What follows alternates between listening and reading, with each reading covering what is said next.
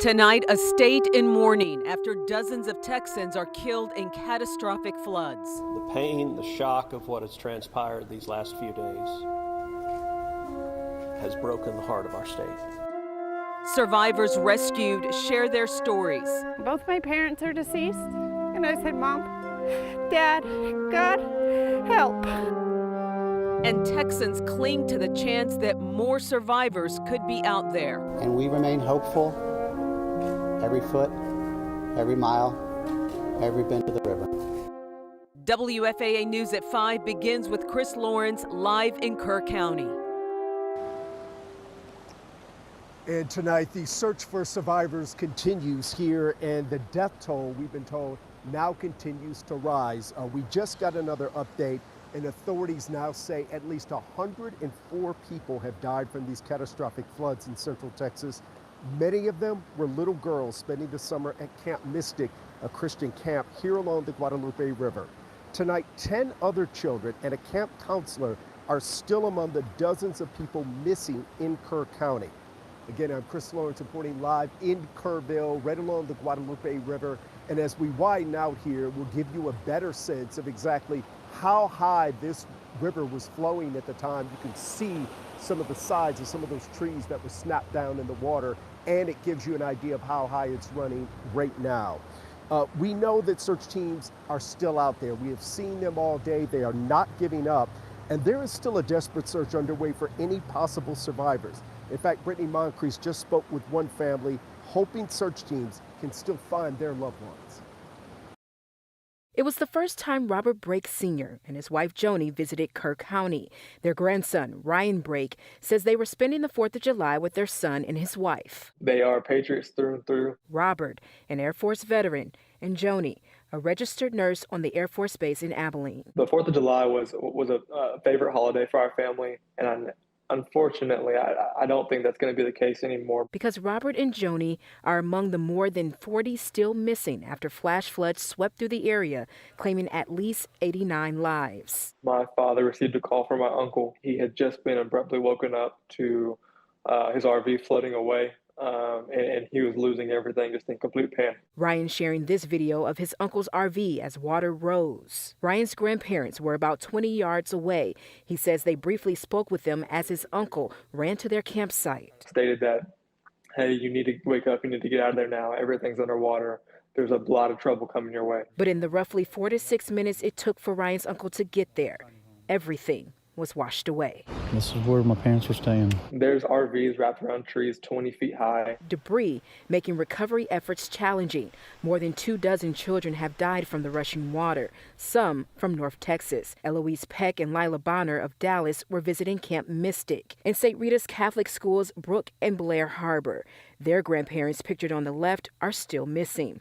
And twins Hannah and Rebecca Lawrence, their grandfather stating, "It's been an unimaginable time for all of us." Hannah and Rebecca gave their parents, John and Lacey, and sister Harper, and all in our family so much joy. They and that joy can never be forgotten. And as we learn the dozens of more names, the devastation only deepens. The only reason that we still have hope is through the good Lord above. And hope is what they cling to. In Dallas, I'm Brittany Moncrief. And this afternoon, we are hearing growing questions over accountability. But city officials explained today they actually struggled in real time whether to order evacuations and when to do so, because they weren't sure how severe the flood risk was going to be. And by the time the rain actually started falling, they got worried about putting people on the roads and getting them right in the path of the flood. Senator Ted Cruz just said, obviously, knowing what they know now, they would have done things differently. Everyone would agree in hindsight, if we could go back and do it again, we would evacuate particularly those in the most vulnerable areas, the young children in the cabins closest to the water. We would remove them and get them to higher ground. Next time there's a flood, I hope we have in place processes to remove especially the most vulnerable from harm's way. Now look, we might not see a wall of water like that again for decades, but we're almost guaranteed to have flash flood warnings again later this year. I just spoke with a mom who launched a new petition drive to try to get sirens installed here. Absolutely. We meet Nicole Wilson along the Guadalupe River in Kerrville. Do you feel the clock ticking with the legislators about to come back into special session? I do, and that's why I'm pushing so hard with this petition. My goal is to get 1,000 signatures. Her own daughters were at another camp along the river the morning of the flood. Children expect parents or adults who are going to rescue them. That's what they know. And so it was heartbreaking to know that not all kids might be. So from there, I kind of was like, what can I do? Wilson launched a new petition urging city and county officials to use every available resource to expand the early warning system. She says with the world watching, Texas has to address this issue with urgency. I have to take a hard look at where can we find this money, but it'll absolutely be top of mind, I think, for our legislators. And if it isn't, there's something really wrong with them. Well, she's certainly not the only one going down this road. In fact, just this afternoon, State Senator Paul Betancourt said he intends to file legislation in this upcoming special session that would require the old school sirens, the physical warning sirens, in some of the flood-prone river areas in Texas. And then after that, Lieutenant Governor Dan Patrick said if local officials are not able to afford such a system, he promised that the state would then step in to help pay for it. I want to bring in my colleague, Chief Meteorologist Pete Delkus. Pete, obviously any rain would impact the search and recovery efforts here along the Guadalupe River. Do you expect any more rain in this area anytime soon? Well, Chris, right now, finally, things are starting to dry out down in the hill country. You can see Dallas, Fort Worth, Waco, Austin, San Antonio. This is the hill country over here off on the west side, and we still have flash flood watches in effect until 7 o'clock tonight, anywhere from the greater Austin, San Antonio area on off to the northwest up towards San Angelo. But right now, this is Kerr County. There's Camp Mystic right there, all south of I-10. There's some rain off to the northwest at this point, but here's the forecast tonight. There's Kerrville, Camp Mystic right over here. So you can see this whole area finally dries out as tonight moves along. Here's 1, 2, 3, 4 o'clock in the morning. So after a low chance of rain over the next hour or two, this part of the hill country finally starts to dry out, and that's certainly good news. Up here in North Texas, we've had just a scattering of rain as anticipated today. Most of it is falling apart. Here's the forecast. I mean, for the most part, other than a spotty shower for the next hour, we dry out. There's midnight tonight.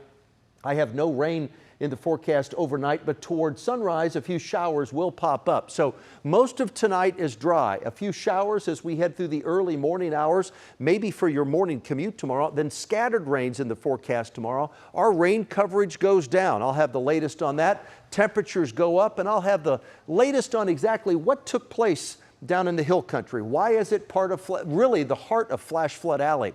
I'll have all of that coming up. We'll see you then, Pete. Thank you. And as Chris mentioned, the search for survivors is ongoing in Kerr County tonight. 850 people have been rescued from the floodwaters over the last few days. Coast Guard rescue swimmer Scott Ruskin is responsible for saving more than 165 people at Camp Mystic. He escorted 10 to 15 children at a time to military helicopters. He says this is the first mission like this that he's ever done. Thankfully, instinct from rigorous training kicked in. Tonight, his heart is with the survivors. Real heroes, I think, were the kids on the ground. Like, those guys are heroic, and you know, they were dealing with some of the worst times of their lives, and they were staying strong, and that helped inspire me to kind of get in there and help them out. Ruskin says he knows anyone in his position would have done all they could to save those children as well. On the ground in Kerrville, some residents tell us while first responders are covering a lot of ground, there's still so much more land that needs to be searched. Tiffany Liu joins us from one of those areas right now. Tiffany, specifically, where are you and what are residents telling you tonight? Well, Cynthia, we are in Comfort, Texas right now, just southeast of Kerrville. And so I spoke with a lot of residents and a lot of volunteers who are coming from all around the area, and they're searching in this area because a lot of the focus search right now is in Hunt, it's in Ingram, it's in Kerrville, and they're saying that there's a lot going on down here as well in Comfort. I just kind of want to show you the scope of the damage around me. We are on a road that was actually fully covered in water just a couple of days ago. You could see how how high this water was. It uprooted these trees, and if you look at the water behind me here, there's still a lot of water, and it's almost up to this road over here. I was told, if you look over this way, you see how there's a highway up there. The water was actually almost up over that highway is what locals are telling me at this point. Now, if we cross over this way, you can see there's people who are here volunteering. This man was over here using his chainsaw to go through some of these trees. They're just trying to help out search crews before search crews even get to this area. So if you look over here, I want to show you, there's a truck right here. There's an orange X on that truck, means it's been checked. I believe that means nobody was inside of it, but you could just see, look how tall, how high up on these trees the damage is. It just shows really how high the water was out here. From the people I spoke with, you guys, there's so much heartbreak in this area, in this surrounding area. All these volunteers just want to help. I did speak with some volunteers, and I asked them, why they were here, and they say this just hits too close to home. For now, let's send it back to you guys in the studio. All right, Tiffany Liu reporting live from the Kerrville area. And here in North Texas, people around this area are rallying to help. Tonight through Thursday, La Bistro, an Italian restaurant in Hurst, will donate every dollar spent to families affected by the floods. Owner Jason Benwared said he's not just donating profits or a percentage, but every dollar that comes in over the next 4 days, every penny. Benwared says he's personally covering all operating expenses because, like many of you, he felt helpless but knew he needed to do something to help. People say I understand what you're going through and my condolences, all that stuff, but I can't fathom that. Like I don't know what else to do besides this. We have a restaurant, we can feed people. This is what I can do to help, and I want to help. La Bistro is open every night from 5 to 9 p.m. Reservations are recommended. WFAA's parent company, Tegna, has launched a statewide fundraising initiative to raise money for those impacted by this tragedy. If you would like to help, please scan the QR code on your screen. All proceeds go to nonprofits working nonstop to support the victims, the residents, the first responders, and beyond. You can always find the link to donate on the front page of WFAA.com. WFAA has crews scattered around Kerr County to continue our coverage at 6.